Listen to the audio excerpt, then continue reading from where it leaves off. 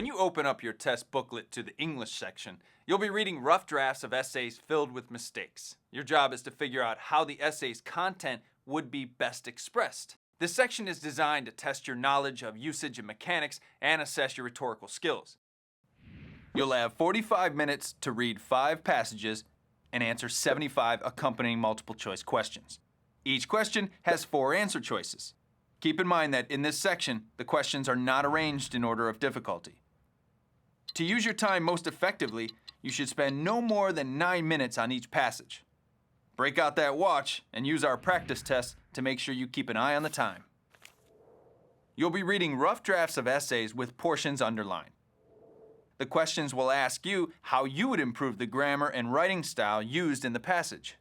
After all those years of getting papers back covered in red comments, now you're the one doing the editing. Now that you've had fun with your imaginary red pen of doom, sheath that sucker, because it's time to talk about usage and mechanics.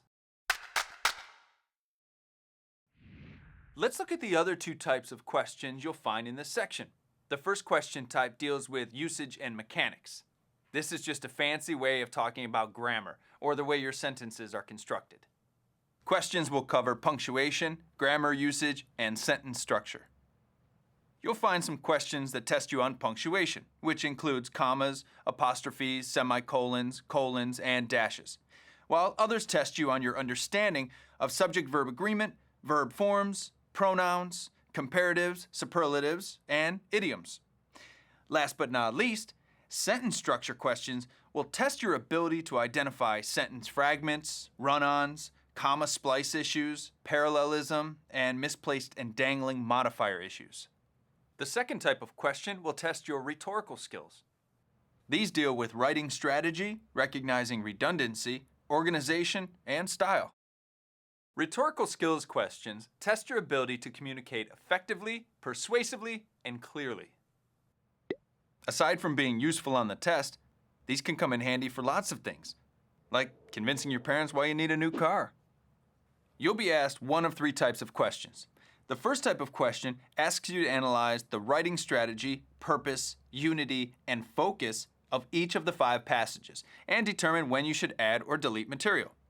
Organization questions will ask you to consider the effectiveness of topic and concluding sentences and the use of transition words and sentences. Finally, you'll find style questions that ask you to eliminate redundancy, increase clarity, and use the proper choice of words and diction. If you see a question that's indicated by a square around the question number in the passage or a rectangle before the question, that's a clue that the question is testing rhetorical skills. These are usually more time-consuming, so if you're running out of time, make an educated guess and move on.